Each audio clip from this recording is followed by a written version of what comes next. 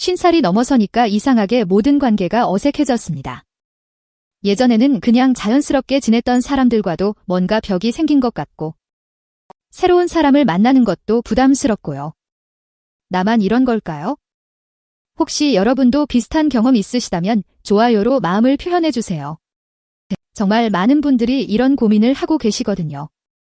저는 10년간 중년 심리 상담을 해오면서 수많은 분들의 이런 이야기를 들어왔어요.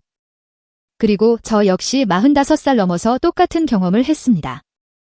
친했던 친구들과도 갑자기 할 말이 없어지고, 새로운 만남은 두렵고, 가족들과도 어딘가 서먹해지는 그런 시간들 말이에요.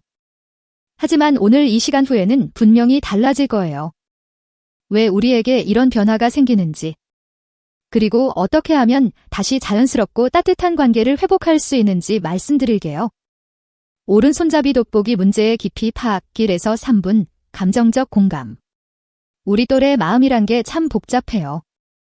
젊을 때는 그냥 만나면 즐겁고, 이야기할 거리도 많았는데 지금은 왜 이렇게 어려울까요? 비슷한 고민 있으시면 좋아요로 알려주세요. 여러분의 마음을 이해하니까요.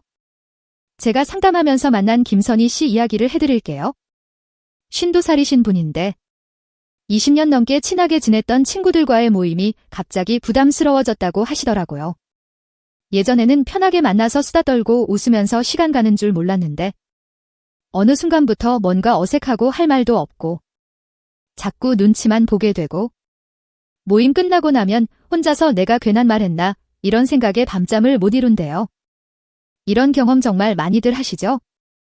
단순히 나이가 들어서 그런 게 아니에요. 여기에는 깊은 심리적 이유가 있습니다. 부서진 아트 개인 상처 공개 3에서 6분 신뢰감 형성. 솔직히 말씀드리면 저도 정말 힘든 시간을 보냈어요. 47살 때였는데 갑자기 모든 사람들이 저를 판단하고 있는 것 같은 기분이 들었거든요. 그때까지는 나름 자신감 있게 살아왔다고 생각했는데 어느 날부터 사람들 앞에 서면 내가 너무 나이 들어 보이나? 내 말이 재미없나? 사람들이 나를 어떻게 생각할까? 이런 생각들이 머릿속을 가득 채웠어요. 특히 새로운 사람을 만날 때가 제일 어려웠어요. 예전에는 누군가 소개받으면 반가워요 하면서 자연스럽게 대화했는데 그때는 뭐라고 말해야 하지? 내가 말을 너무 많이 하는 건 아닐까? 이런 생각만 들더라고요. 가장 힘들었던 건 남편과의 관계였어요. 20년 넘게 함께 살아온 사이인데도 갑자기 어색해졌어요. 뭔가 서로 다른 세상에 살고 있는 것 같고 대화도 일상적인 것들, 아이들 얘기, 집안일 얘기 정도로만 제한되고 그런데 여기서 끝이 아닙니다. 더 놀라운 깨달음은 이제부터예요. 첫 번째 핵심 깨달음 6에서 8분 문제의 본질. 상담을 받으러 갔을 때 선생님이 저에게 하신 말씀이 충격이었어요. 이건 관계의 문제가 아니라 자아 정체성의 변화 때문입니다. 무슨 말인지 처음에는 이해가 안 됐어요. 그런데 설명을 들어보니까 정말 그렇더라고요.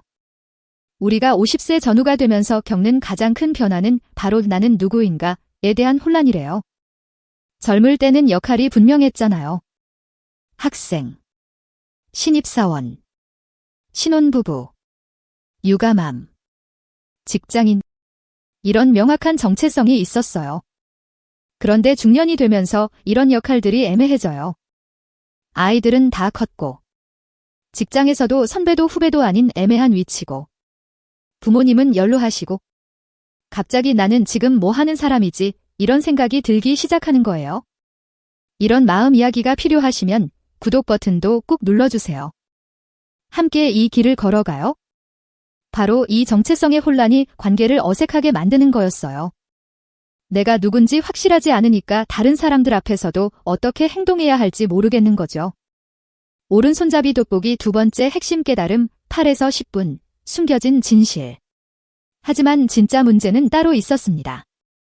우리가 중년이 되면서 가장 크게 변하는 게 뭔지 아세요? 바로 타인의 시선에 대한 민감도예요. 젊을 때는 나는 나야 하면서 자신있게 살았는데 나이가 들수록 다른 사람들이 나를 어떻게 보는지가 더 신경 쓰이기 시작해요. 이게 왜 그럴까요? 심리학적으로 보면 중년기에는 자존감이 흔들리는 시기거든요. 외모도 예전 같지 않고, 체력도 떨어지고, 기억력도 예전 같지 않고, 이런 변화들이 쌓이면서 무의식 중에 나는 이제 매력적이지 않. 사람들이 나를 재미없다고 생각할 거야, 이런 생각을 하게 되는 거예요. 그리고 또 하나. 이건 아무도 말해주지 않은 마음의 비밀인데요. 중년이 되면서 우리는 완벽해야 한다는 압박을 더 많이 받아요. 젊을 때는 실수해도 아직 젊으니까. 배우는 과정이니까 이렇게 넘어갔는데. 이제는 이 나이에 이런 실수를 성숙해야 하는 나이 아닌가, 이런 기대를 받죠. 여기까지 위로가 되셨나요? 좋아요 부탁드려요. 바로 이 완벽주의가 관계를 더욱 어렵게 만들어요. 실수할까봐 두려워서 아예 말을 안 하게 되고 자연스럽지 못하게 되는 거죠. 전등 해결책의 시작 10에서 12분 희망의 빛. 잠깐. 이것만은 꼭 기억하세요. 이 모든 문제의 해답은 놀랍도록 단순해요. 바로 나 자신과의 관계 회복에서 시작됩니다. 제가 상담받으면서 가장 큰 변화를 경험한 순간을 말씀드릴게요. 선생님이 저에게 이렇게 물어보셨어요. 지금의 자신을 친구로 만나고 싶으세요? 처음에는 무슨 뜻인지 몰랐어요. 그런데 곰곰 생각해보니까 저는 지금의 제 자신을 너무 가혹하게 평가하고 있었더라고요. 늙었다. 매력 없다.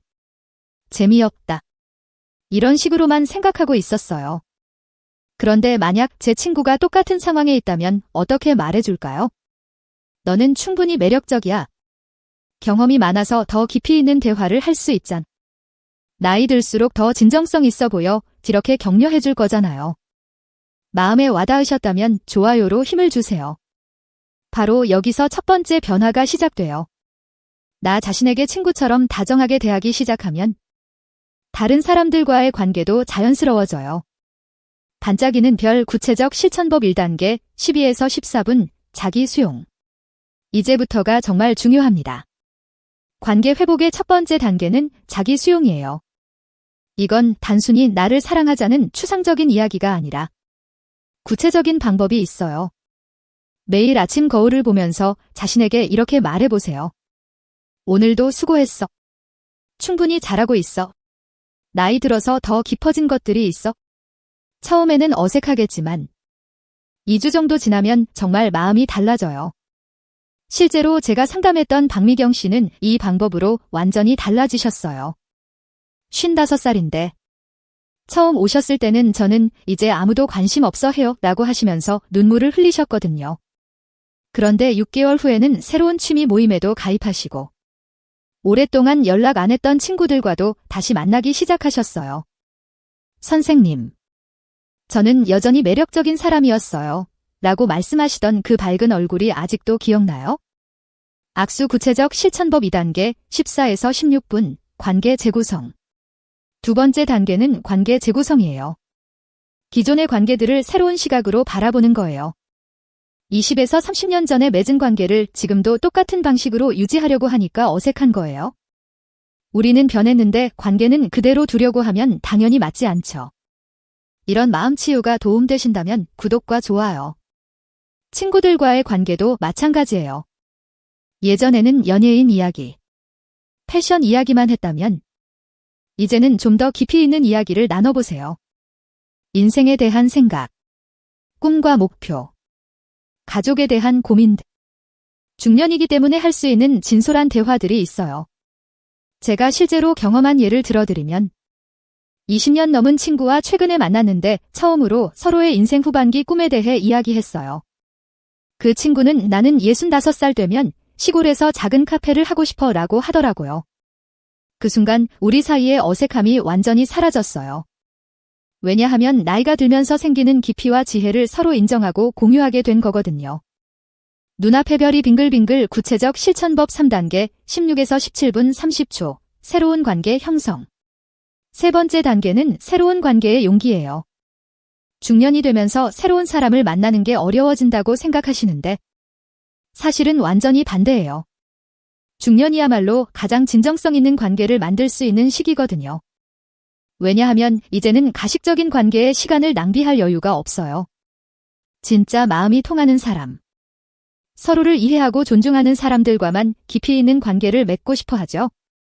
꾸준히 성장하시려면 구독해서 함께해요. 새로운 관계를 만들 때는 이런 마음가짐으로 접근해 보세요.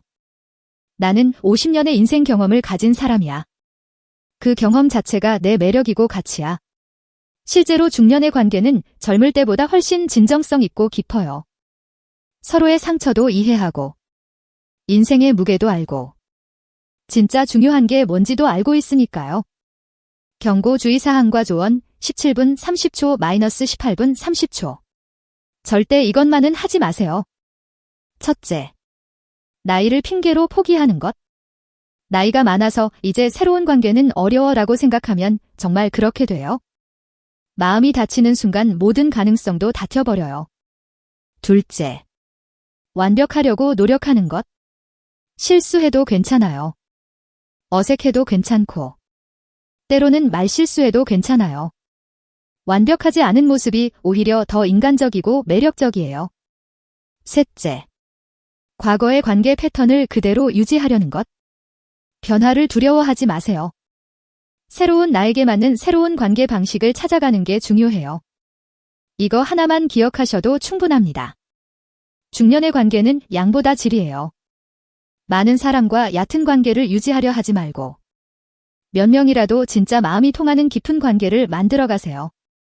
무지개 희망적 마무리 18분 30초 -20분. 구독자 여러분과 함께 성장할 수 있어서 감사해요. 마지막으로 꼭 전하고 싶은 말씀이 있어요. 50세가 넘어서 관계가 어색해진다고 해서 그것이 끝이 아니에요. 오히려 새로운 시작이에요.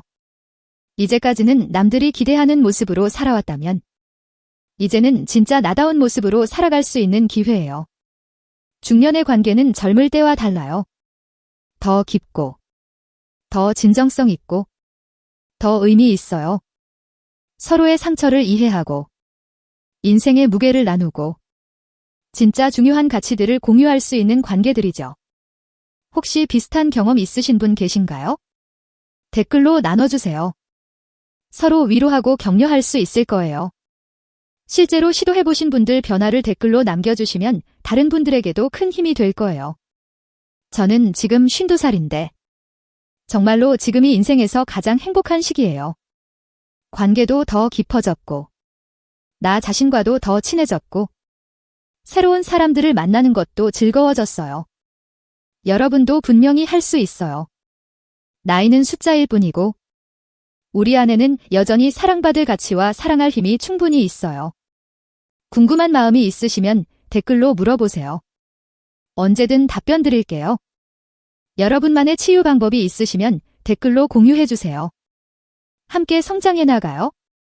다음에 다뤘으면 하는 마음 주제가 있으시면 댓글로 요청해주세요. 이 영상이 마음의 위로가 되셨다면 좋아요와 구독 부탁드려요. 여러분의 응원이 더 따뜻한 콘텐츠를 만드는 원동력입니다. 오늘 하루도 수고 많으셨고 내일은 더 따뜻한 관계들로 가득한 하루가 되시길 바라요. 감사합니다.